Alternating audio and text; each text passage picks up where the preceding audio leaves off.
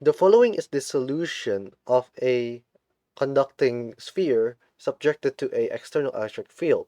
And so in here we show the electrostatic potential in blue as well as the electric field lines shown in gray.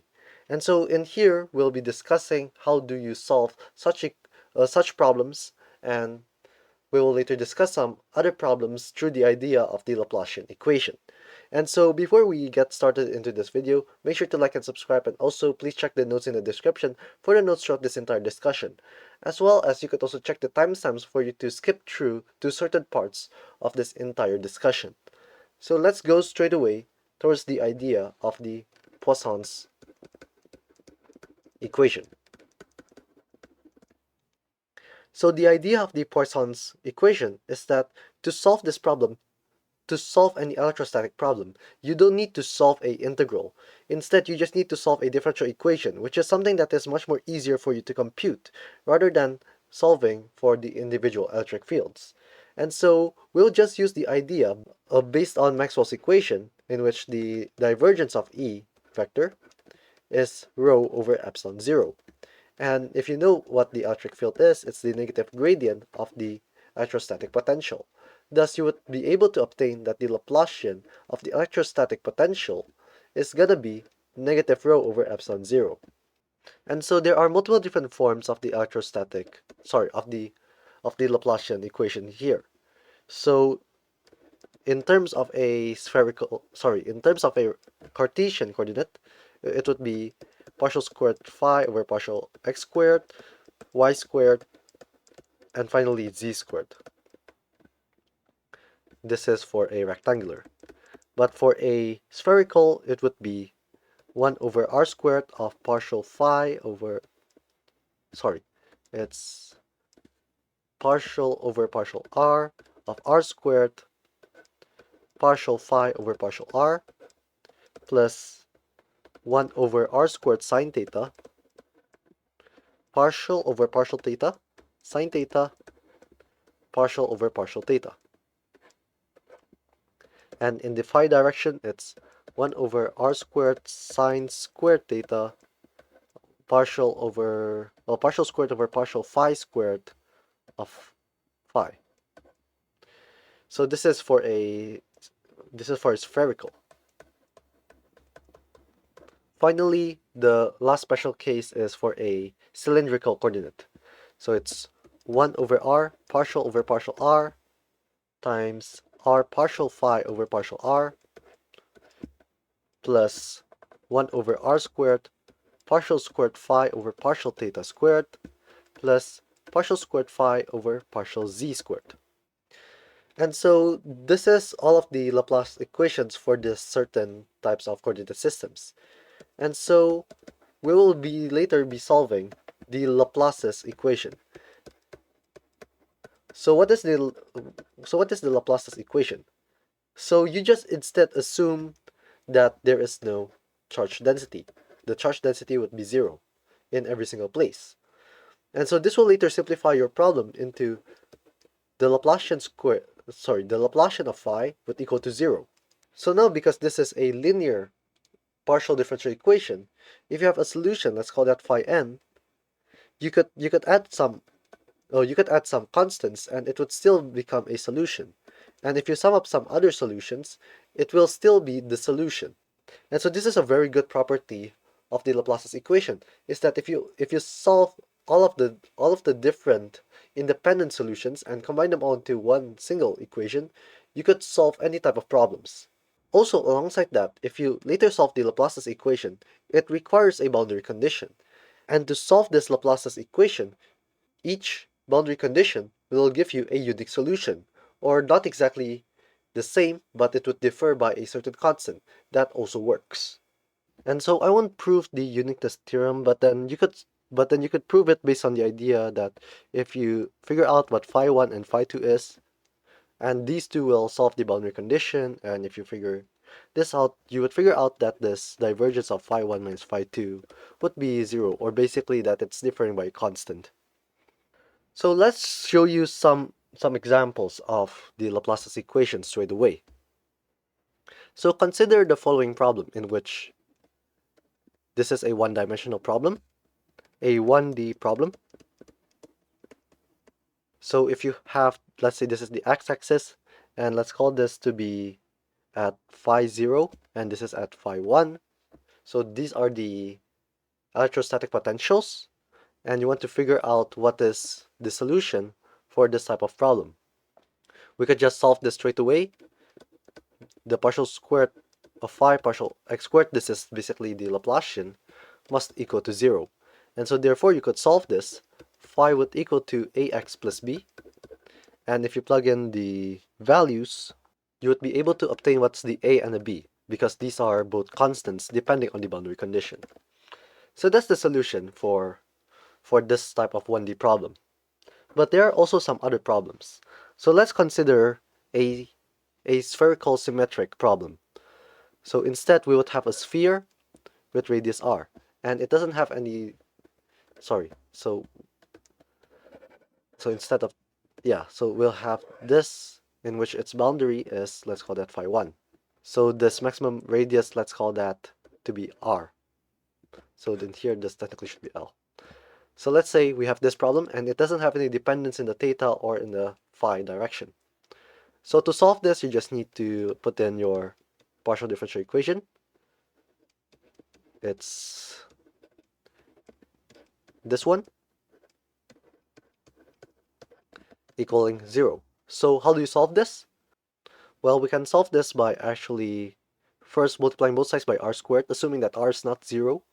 So it's partial over partial r squared partial phi over partial r, equaling 0. And so we could just simplify this further. It's 2r partial phi over partial r plus r squared phi over partial r squared, equaling 0. So we can substitute the value, let's call partial phi over partial r to be z. So you would get 2rz plus r squared, the derivative of z, would equal to 0. So we could solve this problem now.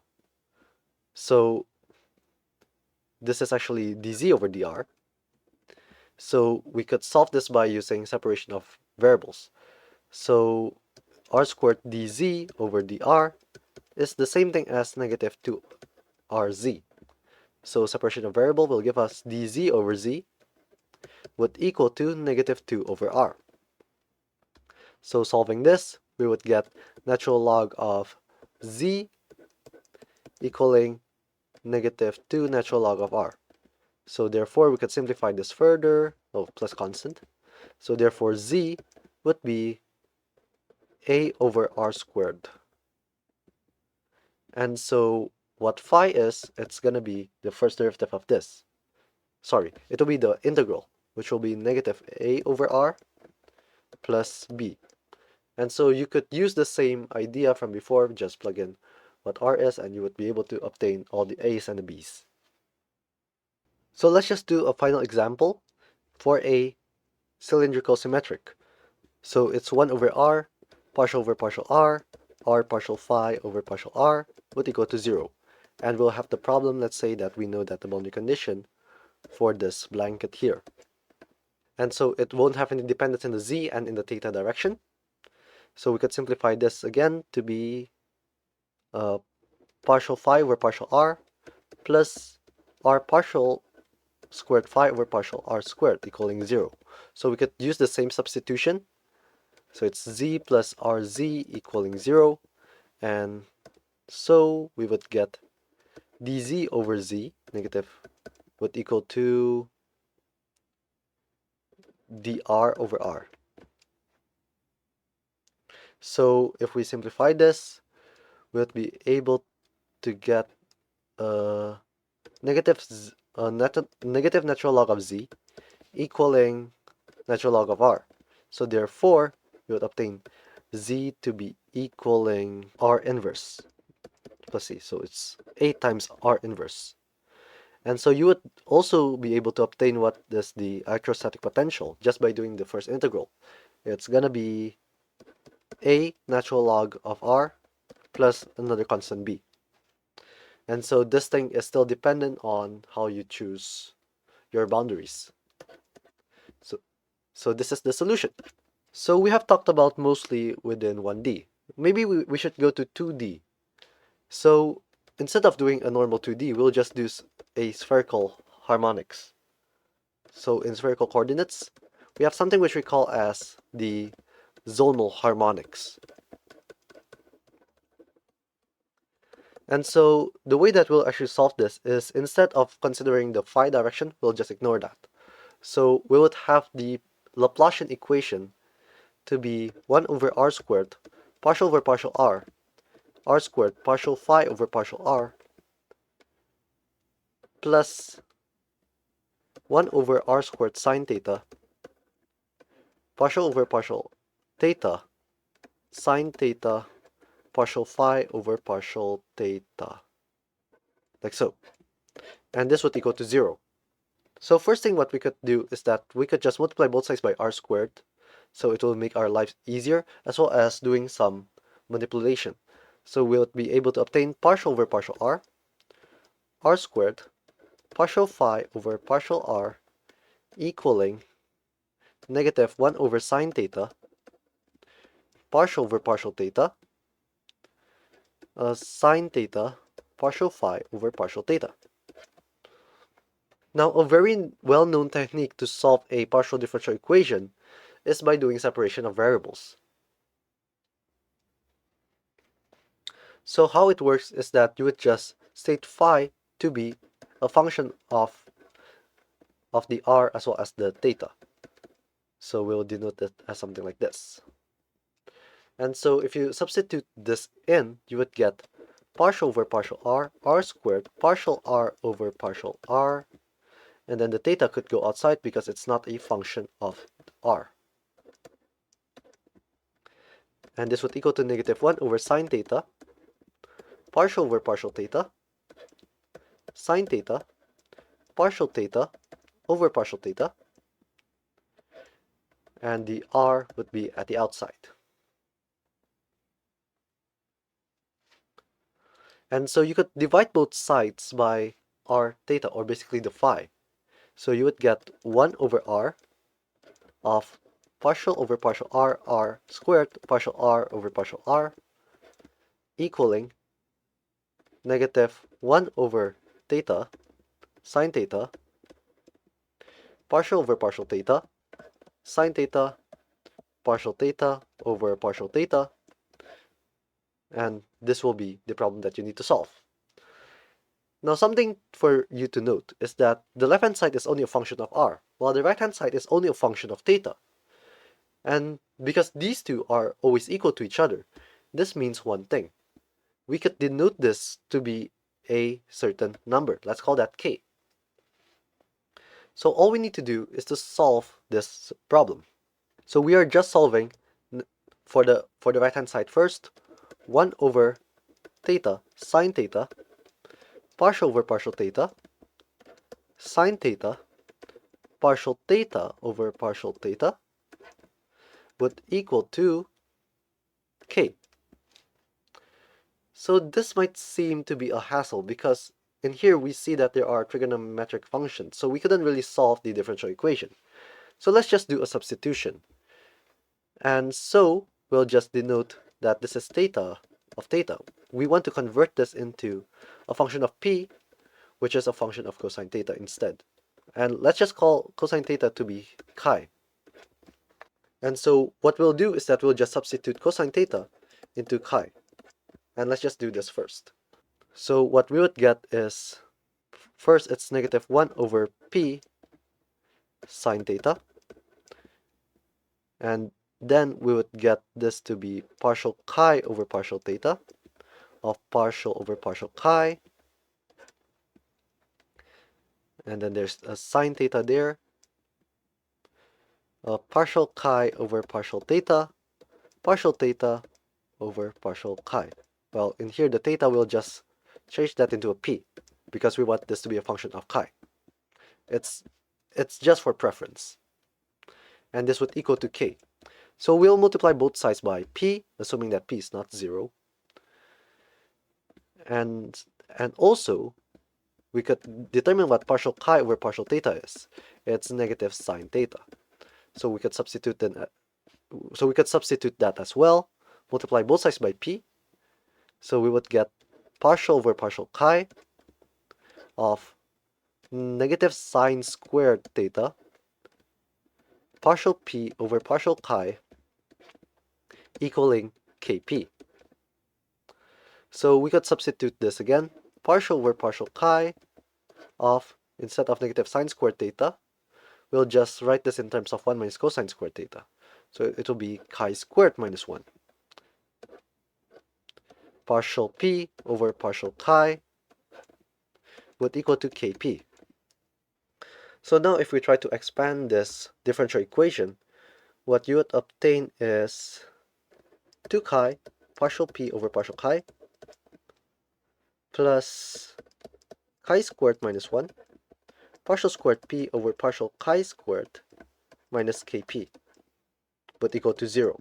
And so let me just restructure this in a much more better fashion.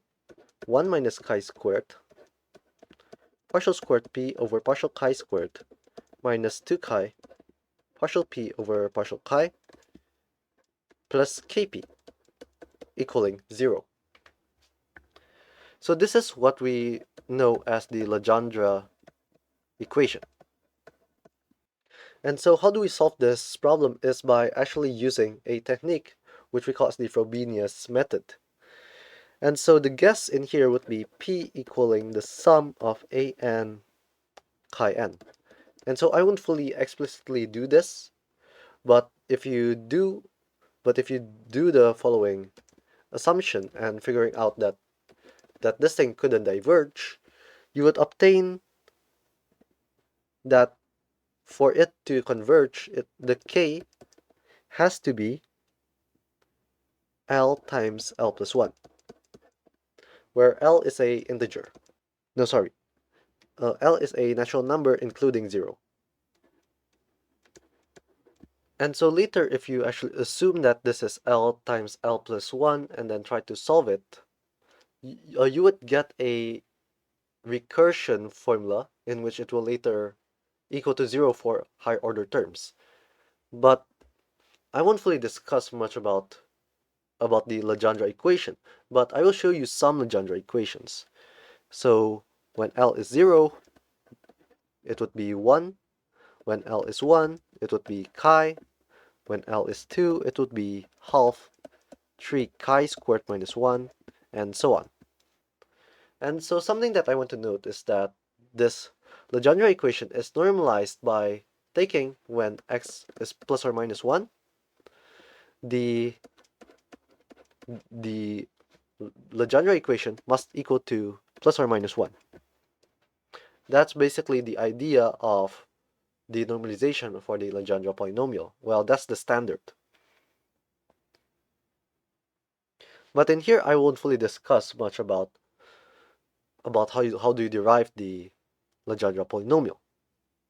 And so the way that we'll later denote about this Legendre polynomial is by denoting this to be Pn of chi, well, Pl of chi, and it will denote to one of these. And so that's the problem solved for the theta.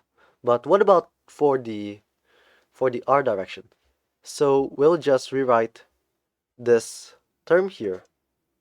So we would be having partial over partial r squared, partial phi over partial r, partial r, equaling kr, where the k is L and L plus 1. And so if you rewrite this, you would get this to be r squared partial r over partial r squared plus 2r partial r over partial r minus L plus 1 times r equals to 0. And so you could use the same guess, but later on you would later observe that it would be 0 except for a certain polynomial. And that polynomial is at r to the power of n as well as r to the power negative n plus 1. And I won't fully derive that. I mean, you would later see this in my short later on about Legendre equation as well as this solution for the zonal harmonics. And so the solution would be phi equals to the sum of the phi n's, which is the sum of the Rn's as well as the theta n. So later Rn is technically just a r to the power of n plus b r to the power negative n plus 1. And later a and b would later depend on the boundary conditions. So you would get this following term. Now something to note about the boundary conditions. So because this is now two-dimensional, the boundary condition could depend on a certain variable. And so the way for you to solve this boundary condition is now instead of only considering for only one equation, you need to consider this as something like a Fourier series. But instead you're using the Legendre equation. So a cool fact about the Legendre equation is that it is actually orthogonal. So you could use the Legendre equation for you to derive any function that you want within -1 to 1. And so later I'll discuss about how you would actually use such type of orthogonality in this next problem. Sorry, this should be Pn. There you go. And so before going to the example, I want to share some ideas about this electrostatic potential here. Well, this electrostatic potential, for each of the n's, it actually denotes a different type of source. This is like a multiple expansion. So when n is equal to 0, it's a point charge. But when n is equal to 1, it's a dipole, and when n is 2, it's a quadrupole, and so on. So it turns out that this Laplacian equation, transform that into the Legendre equation, will later give you the idea of the point, the dipole, the quadrupole, and so on, the multiple expansion. So let's solve the following problem. So let's say if you have a conductor here, and we'll be applying a electric field from the outside here. So this is the exact problem that I've shown in the simulation shown here. So we have a spherical conductor in which we apply an electric field. What we should expect in a spherical conductor is that inside the conductor there's no electric field, but not only that, it should have the same potential on the surface. So we could try to design a boundary condition to solve this problem. Well, we know the solution must be in terms of these, well, it's not exactly in terms of the spherical coordinate, but it's a very convenient way for us to denote this problem. So first, what we know about the electric field when r is close to infinity, or basically when it is far away, we know that the electric field must be E0 in the k hat direction. And so we could figure out what's the phi. Well, the phi should be E0z in terms of, well, negative E0z in terms of the rectangular coordinates. But then we need to convert the z into a spherical coordinate. So if this is the z direction, we need to convert this into the r and the theta direction.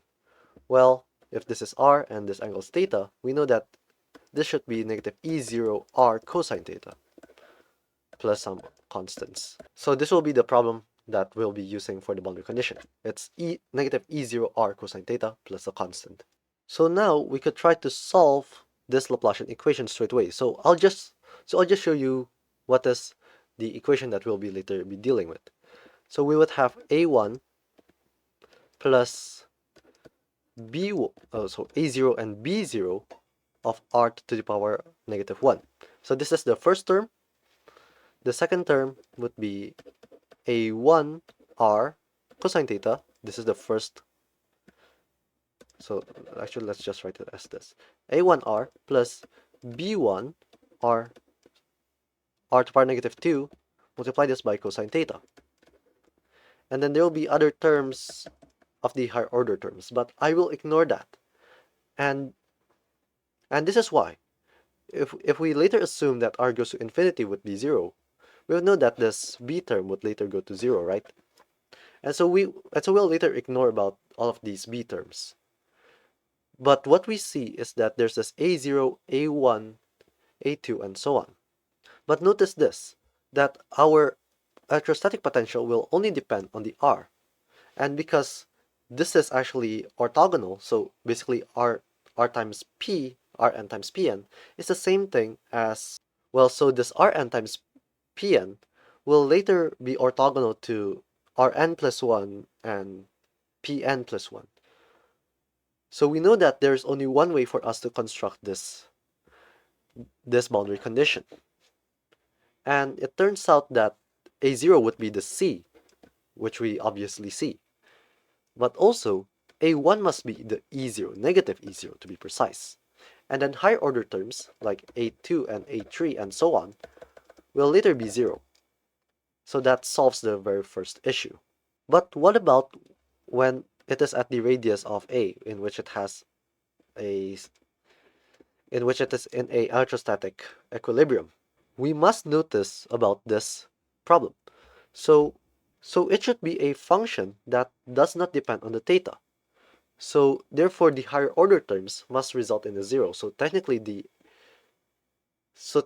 would still have the A term, right? No, sorry, they would still have the B term. So it's B times A to the power negative something. But it must be 0. Otherwise, it will have a dependence on theta. And so later, this B2, B3, and so on must equal to 0 as well. What about in here?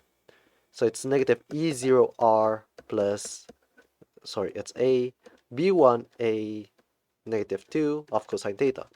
But we know that when the radius is A, it shouldn't have a dependence of this cosine theta. So this must equal to 0. Therefore, B1 is E0A cubed. And finally, we should also consider about the A0 plus the B0 or inverse.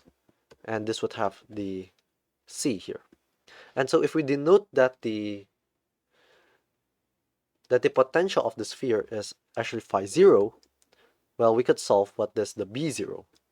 So later the B0 would be a certain function with respect to R inverse. But that is if it is charged. So in here, I want to assume that this is not charged. So it shouldn't have this R inverse dependent. And so this is at the far field. So if you try to measure later on about what is the charge of the sphere, I want this to be 0. So it should be uncharged.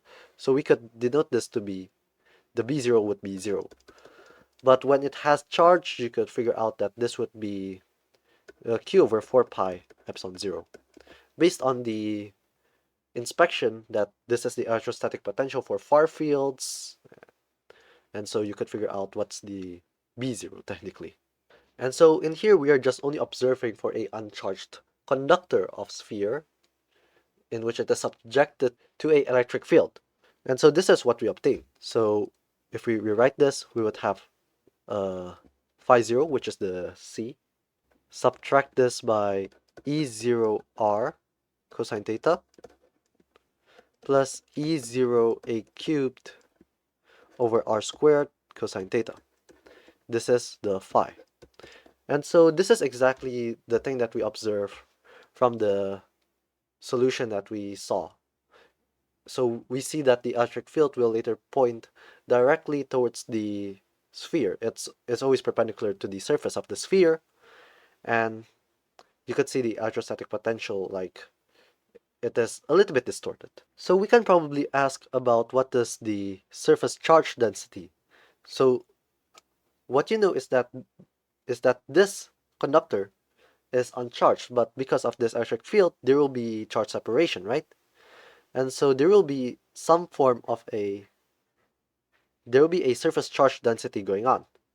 So let's try to remember about the formula for the surface charge density, which is just the E dot N times epsilon 0. So this is basically the normal component. And so for a sphere, it's going to be the radial component. So you could try to evaluate what's the radial component of this. So it's the negative gradient phi would be E, right? And so taking the radial component, it's actually negative partial over partial R of phi. And there is no other terms that you need to consider. Well, this is in the R hat direction. This is the ER.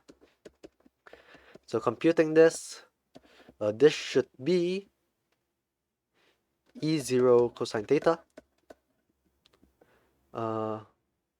plus E0A cubed over R cubed Well, this is 2 cosine theta. And so if we evaluate this at the surface, or basically when it is r equals to a, we would obtain this to be 3e0 cosine theta epsilon 0. And this is the surface charge density. And you could also compute what's the exact charge here. So computing this would be 0 if you just do the surface integral of the sigma dA. It's going to be 0. So it exactly proves our point before. So that was the example for a conducting sphere. And so let's actually try to solve some other problems. Instead of trying to solve the zonal harmonics, we'll just try to solve for the cylindrical harmonics. And so this has a very similar case as before. And so we will assume that there is no z dependence. So the Laplacian in terms of the z direction would be 1 over r, partial over partial r partial phi over partial r, plus 1 over r squared, partial squared phi over partial theta squared, equaling 0. So you could multiply both sides by r squared and reorder them. You would get r partial r of r partial phi over partial r would be equal to negative partial squared phi over partial theta squared. Now if you use the same substitution, where phi is r as well as theta, you would be able to obtain that this would be r partial over partial r partial r over partial r, well, divide everything by r, equaling negative 1 over theta partial squared theta over partial theta squared. And so by noticing that these two are the same and one of them doesn't have a dependence on the other, it would mean that this one would be a constant. We'll just call that k squared. And this one will also have would be k squared as well. So let's solve for the right hand side first. And so you could straight away solve this based on the inspection. We would figure out that theta has to be sine k theta. Well, technically this should be n, in which n is an element of a natural number, including 0.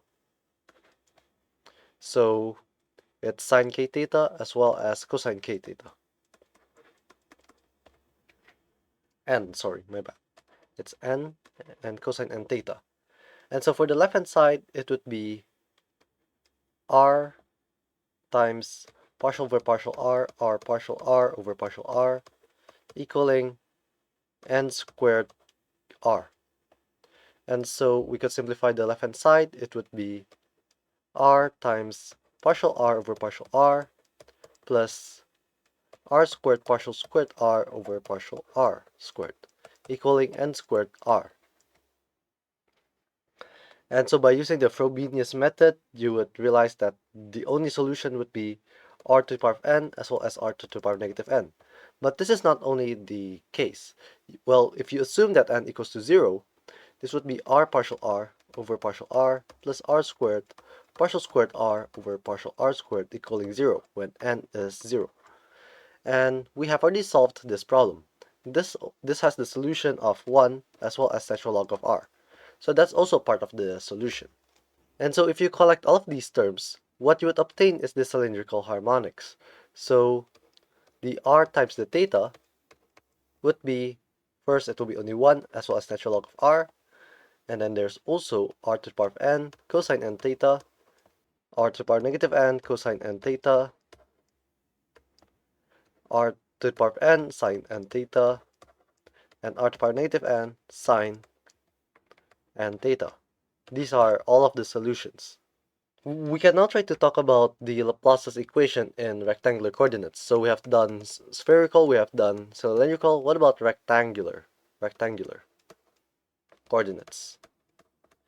So we can just straight away use that partial squared over partial x squared of phi plus partial squared phi over partial y squared plus partial squared phi over partial z squared, equaling 0. So you could guess phi to be xyz, right? And so if you do this, you would be able to obtain that this will be partial squared x over partial x squared. So we'll just divide everything by xyz as well. So there will be a 1 over x at the front, plus 1 over y, partial squared y over partial y squared, plus 1 over z, partial squared z over partial z squared, equaling 0. Now, if you move this thing to the right, you would see that the right hand is a function of z and the left hand is a function of x and y, which means that it shouldn't have any components in the z or in the x and y direction. So therefore, it should be a natural number. And so in here, we will denote the natural number to be k. So in here, we'll denote the number to be negative k.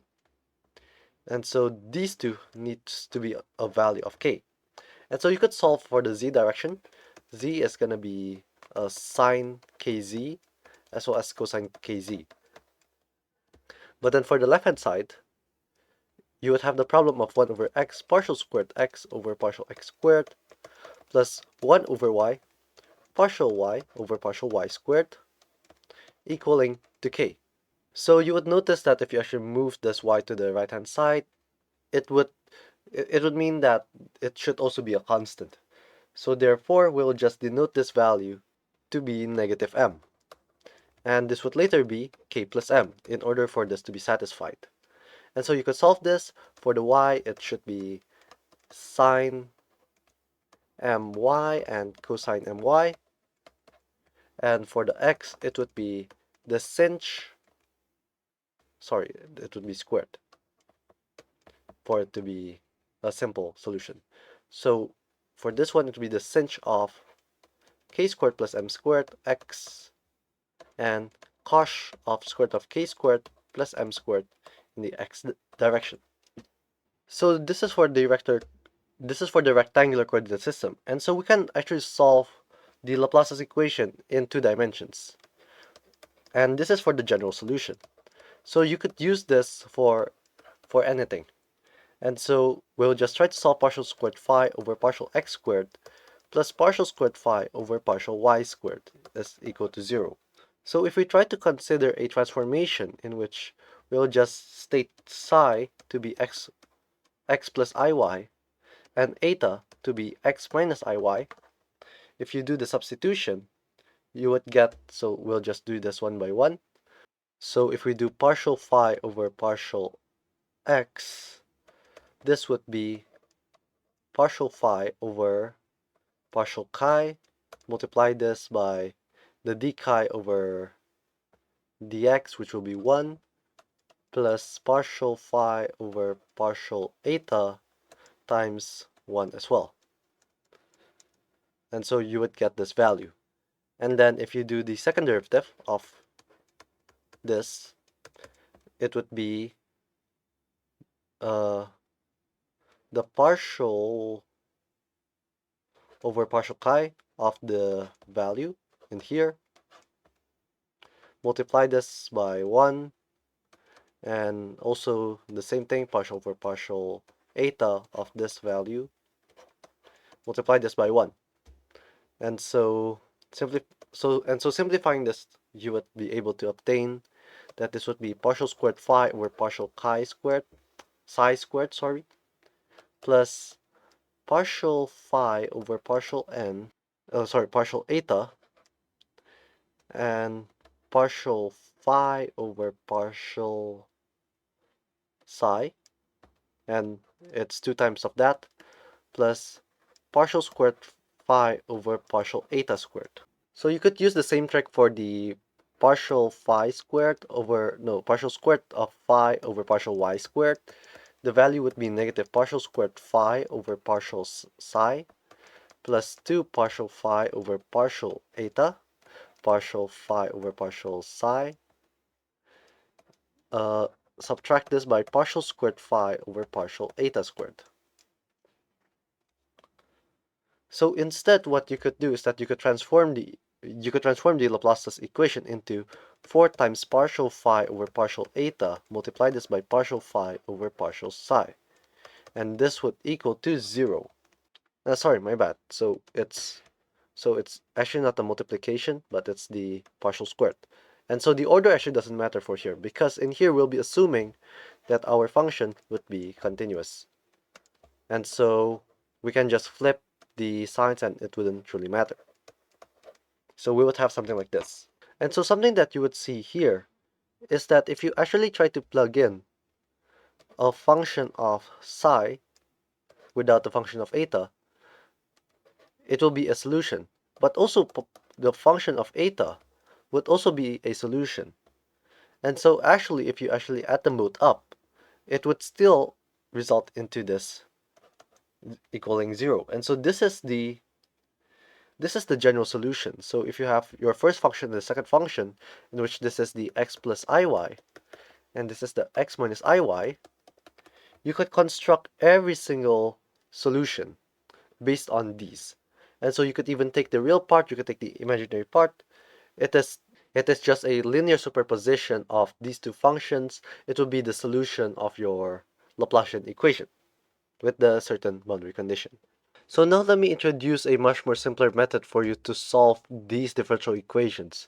So instead of doing the differential equation, you could just use the idea of the electrostatic image. And so this is the idea. So if you actually could construct, let's say, the actual solution to be in terms of a certain electrostatic potential that you have already known, and then you add it with a 1 over 4 pi epsilon 0 of the surface sigma r prime dA prime over the length of r minus r prime. So this is the surface component, and this would be a certain electrostatic potential. And so this is the contribution from the conductor. And this is a easy calculated function. So if you separate your electrostatic potential to something like this, we could actually just replace this into another type of contribution in which it is the same. So if we could construct this into a phi2, in which it is something that you could compute, it would be much more easier for us to solve the electrostatic potential. So let me show you some examples of this. So if you have, let's say, a surface conductor, so this is a conductor, and then you have a positive charge, and so this will later be emitting a electric field, and it will be tangential to the conductor. So this is the problem, and how you could solve this is by actually trying to solve another type of problem. Instead, you could just solve this. So if this distance is d, we'll just call this to be the distance d as well. And so later, you would have the same electric fields. It would always be pointing towards the conductor. Sorry. It will be the same thing as like a dipole. But then if you take the component in this half plane, you would see that it should have the same solution. You know that the solution outside of the like very far away, it would still be the same, and the one in the boundary is still the same. So if you could solve this problem, you could just solve the electrostatic potential for the one out of the conducting plane. So we could just solve this. So the phi would be 1 over 4 pi epsilon 0 of q over x squared minus d, sorry, it's x minus d squared, well, square root of that, plus y squared plus z squared. And then you add it with 1 over 4 pi epsilon 0, and, well, negative, q over the square root of x plus d squared plus y squared plus z squared. And this is basically your solution straight away. It is much more simpler compared if you try to solve the differential equation. Let's consider another problem in which instead of having only one, we'll have two in a right angle like this. So if you have your charge here, it would be having its well, you could see its electrostatic field, no, sorry, the electric field would always be perpendicular. And so you could actually consider like another charge here with negative q for it to be something like this, right? But then like you could also put another one here to make this one tangential as well. But don't forget, like there is also contributions from this negative q here. And so if you actually add another q here, well, the component in the surface in the perpendicular direction would later cancel. And so this is how you could actually solve this. So you just need to solve this quadrupole variation, and you can later solve the electrostatic potential of everything in this direction. Let's do a final problem in which if you have a conducting sphere and a charge. And so what you would know is that this charge will later gonna have its electric field bended so that it's perpendicular and so on. So what we could do is that we could see that this is azimuthally symmetric. So maybe we could put a charge here, but we don't know what the charge is. Let's call that q prime, and this will be from the origin. Let's call that 0. And the distance from here to here is b, while the radius here is a. The total distance from this to this, we'll call that as d. So we can try to solve what's the electrostatic potential, but in this case I want to focus more on the sphere in itself. So the phi would be 1 over 4 pi epsilon 0, and so we will denote a position. Let's call that this. So the distance from here to here, we'll call that as r. From here to here, we'll call that as the r prime, and from this charge to this charge, we'll call that as r prime prime. So it would be q over r prime prime plus q prime over r prime. This would equal to something.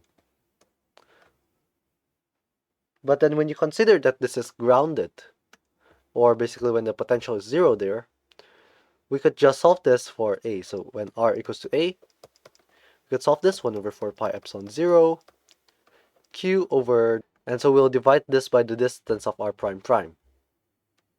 And the way that we could actually solve what's the r prime prime is by using the idea from trigonometry. So we'll call this angle to be theta.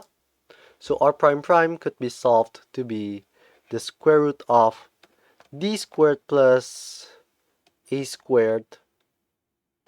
So it's this one and d, and minus 2ad cosine theta. That will be the r prime prime.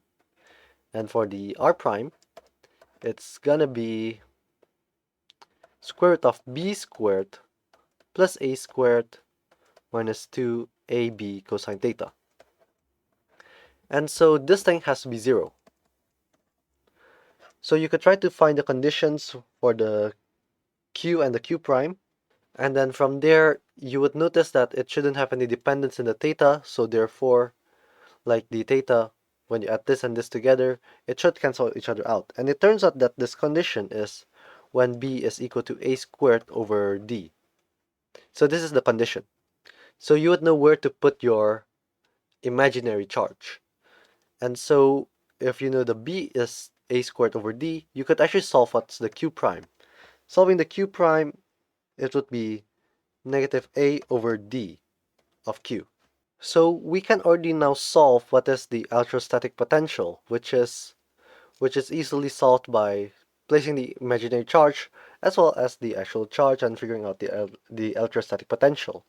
But not only that, you could also consider when the ball is not grounded, when it is actually charged.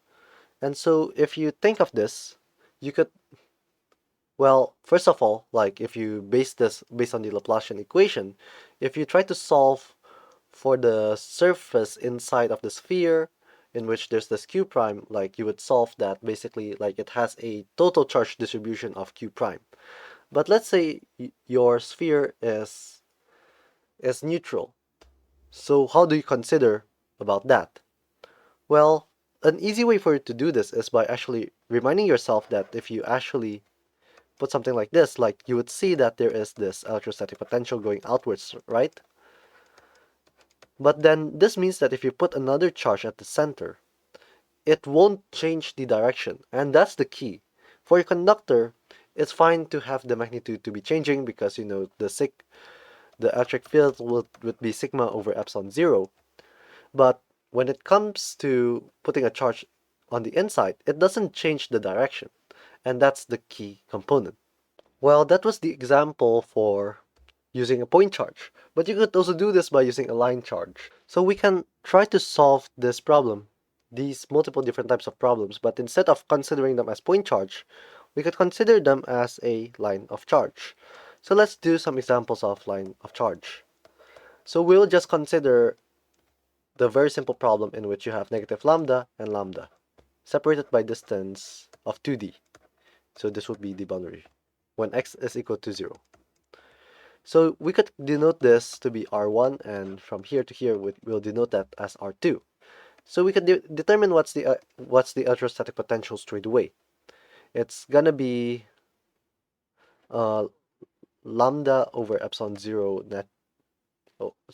2 pi epsilon 0 natural log of R1 plus some constants, and then later on there will also be negative lambda over 2 pi epsilon 0 natural log of R2 plus some other constants as well. So you could combine the constants together, so you would get 2 pi epsilon 0 natural log of R1 over R2. As long as you denote the correct constant, it would later cancel each other out. Sorry. So this should be negative lambda over 2 pi epsilon 0, it turns out. Because this is a higher one, this should be a lower one. So pardon me about this small correction. So this should be negative, and this should be positive. So now looking at this problem now, what we could see is the following. Well, we could just consider that this value here, we'll call that as m. And so the m here could be any value as long as it's not negative. But if we try to consider when m is equal to 1, this would be where phi is 0. But it also means that it would have the same distance. And so it would be at this point where it has the symmetry. So now we can actually solve that for a let's say for a conductor with distance d from the line of charge. It would have a electrostatic potential of this thing here that we can actually compute. That's one way for us to use such equation. But this is not a very cool thing for us to discuss. So let's just consider a much more complex shape, or actually in general. So in general, if we instead state this not to be x equal to 0, but in here where x is 0, and this is technically y 0, we could get that the r1 would be the square root of r squared plus y squared, and r2 is x plus 2d squared plus y squared, and squared everything. And so if you try to plug this into this equation, and so if you put this into what the m is, we could solve this to be m is equal to d square root of x squared plus y squared over x plus 2d squared plus y squared. So you could square both sides and simplify everything. What you would get is x squared plus y squared minus 4m squared xd over 1 minus m squared is 4m squared d squared over 1 minus m squared. So this is something that I need you to consider. We could actually simplify this into x minus 2m squared d over 1 minus m squared. And then if you take the square of this, this would give you this component. But also we need to subtract this with 4m squared 4m to the power 4 d squared over 1 minus m squared, everything squared. Plus the y squared, that's equal to 4m squared d squared over 1 minus m squared, right? And so you could just move everything. You would get this part squared plus y squared. This would equal to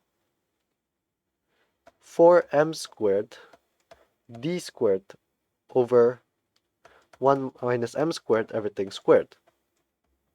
So what you would get is that the radius is going to be 2md over 1 minus m squared, and the center of the cylinder, I mean, if you see here, or basically the circle, is at 2m squared d over 1 minus m squared plus and 0 in the y direction. And so this basically gives you a very certain condition. This is where the condition is equipotential. So you could set your m to be any value, and it will be equipotential because your phi only depends on m. So you could set the m to be a certain surface. And so what you could do now is that you could solve for any type of cylinder as long as you know what's the distance and then you know the radius. You could use this formula to get the electrostatic potential. So now let's talk about a system of conductors. And so this will be for in general. So if we have a system of conductors, what we would normally consider is we instead will think of the coefficient of potential. And we'll later discuss this in chapter 6. But for now, let me show you something. So let's consider the system of conductors in which it has most of these conductors. So we will just actually consider something like this. If we have this to be charged, it will later have this electric field, right? So we'll just use this, and then later it will interact with others to emit some other electric fields and so on. But for now, let's just consider about this first. So it would have a certain potential, right? As long as the outside is 0. So we'll call the potential here to be phi I. And phi I here would later be proportional to the Q. And so if you increase the Q by, let's say, 2 times, the potential would also increase by 2 times. So we would have something like this. But also to note is that on the other conductors, let's call that phi j, the dependence with respect to the I would also have the same linearity. And so basically you could see that in general that you could just solve this for any single type of potential within the system. And so now if you add another charge, what you could do is that you could just add it with the previous solution. So basically what phi I is actually in general, this would be Pij of Qj. Well, you sum them up with the j's. And this is what we call as the coefficient of potential. And so this is a very useful tool because instead of us actually needing to know every single detail of the system, we could just measure it experimentally to get the coefficient of potential, and then later we could just use this coefficient of potential for us to solve the electrostatic potential in multiple different conductors. So more discussions about this will be discussed in chapter 6. Now let's talk about something much more computational. So we would have numerical solutions for the electrostatic problems. So let me introduce some methods. You have the finite difference method, which basically uses that d phi over dx is phi 1 minus phi 1 minus 1, I minus 1, divide that by the change of x. And that's it. So this is technically an approximation. But so if you use the finite difference method, you could just actually get you could get your system, split it up into multiple different pieces, and try to solve the Laplacian, which is negative partial squared phi over partial x squared. You just approximate this to be phi I plus 1 minus phi I, 2 phi I plus phi I minus 1 over delta x squared, and this would equal to 0. So basically you could just create a program in which if you actually simplify this, it's actually phi I equaling phi I plus 1 plus phi I minus 1. everything divided by 2. So it's the average of the previous one and the one after. So this is basically the finite difference method. And so the way that you actually solve this numerical solution is that if you have this boundary condition as 0 and 1, you would set all of the other values to be 0 first, and then let's solve it using this. We'll try to figure out what's the value at that point with the current values. And so after that, you would keep on doing this until the change is smaller than dm. So the delta will be smaller than dm, smaller than dm. So you could construct such programs, and so I won't show it here. But if you want more discussions about numerical solutions or computational physics, you could go ahead and leave it in the comments for me to discuss much more in the future. But anyways, this is not the only method because this could take a while. So there's another method, and the way that you do this is instead of doing it like this, you add a weight, and then you later add this with 1 minus the weight of the original function. And so what this does is that you could have your guess to be here, and then if you introduce the weight, you could make it to be tweaked in such a way that it would go much more closer to your predicted solution. So it's a very useful tool for you to do approximations using this, while the actual solution might be better if you use the original formula. And so this is for 1D. The second method is finite element analysis. So for the finite element analysis, you would have your same system, you would just split it into multiple things, but then we would have this small piece, and we are just going to solve for this specific problem. Let's say this is from u0 to u1. That's the boundary condition. And you would solve this by literally doing it. So normally the way that you solve this is by guessing, but in here we could actually use you could actually use an approximation, and especially in here, because this is in one dimension, you would know that the solution would always be ax plus b. No matter what it is, the solution is always ax plus b. And so therefore you don't really need to panic about other types of solutions. But when it comes to 2D or 3D, the solutions will be much more complicated, and so you could use a linear approximation or a parabolic, and some of them will work much more better than the other. And so anyways, this guess here is something which you call as the u. And so if you try to consider the du over dx squared, and then you try to take the integral from the respective limits, this would be the same thing as, so we will denote u minus phi to have an error, right? Because obviously there is no perfect solution. So u minus phi would be your e, and so if you plug it in, it's going to be d phi over dx squared plus 2 d phi over dx, de over dx plus de over dx squared. And so it turns out that this value is actually 0. And the way that you could actually check this is literally by actually representing this as d over dx of d phi over dx times e. Subtract this by d squared phi over dx squared times e, or the error. And so this is actually the exact Laplacian, so this would be 0. And solving this integral would later result in e d phi over dx of the boundaries.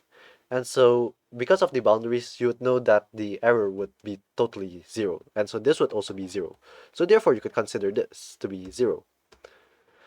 So what you would get is that this integral is basically du over dx squared times dx equaling the integral of d phi over dx squared plus du minus d phi dx everything squared. So now something that I want you to realize is that the right hand side here is basically just the error, right? And so if you want to make the error to be 0, Well, if you make the error to be 0 or minimize this, if you want to minimize, it basically means that you need to minimize this because this is actually the exact solution. So all you need to do is minimize the du over dx, and this will give you the solution. So you could just set up your u's to be, so du over dx must be something, and then if you do the second derivative, it has to be minimized. And so there are programs for you to solve this local minima problem, and it will later give you your analytical solution. Well, it's a approximation. So there are lots of other methods for you to solve this numerically, but because this is not really a discussion about computational physics, so I won't discuss about it. But if you want more discussions, leave it in the comment for me to discuss in a future video. So finally, we have come to the idea of the Poisson's equation. Well, the solution of the Poisson's equation.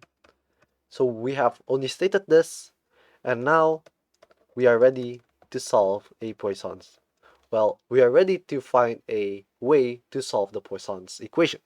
The method is pretty simple. You just separate this into the Laplacian and the particular. Phi p.